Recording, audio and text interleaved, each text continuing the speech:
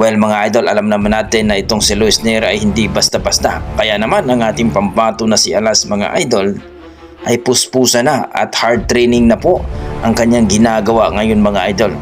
Dahil pinaghahandaan daw ni Casimero ang kanyang laban dito kay Luis Pantera Neri mga idol.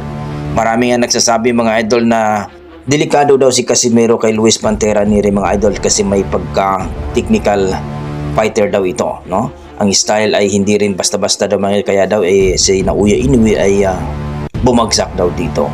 Kaya marami nagsasabi mga idol na galingan talaga ni Casimero at hindi daw paabutin sa hurado ang kanilang laban. Kumbaga, sa mga 3 to 4 rounds mga idol ay maganda kung matikion na daw ni Casimero itong si Luis Neri.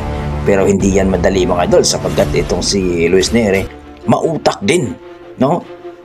Umabot nga ito ng 2 Division World Champion at nagpagapang sa isang monster ng Japan na si Naoya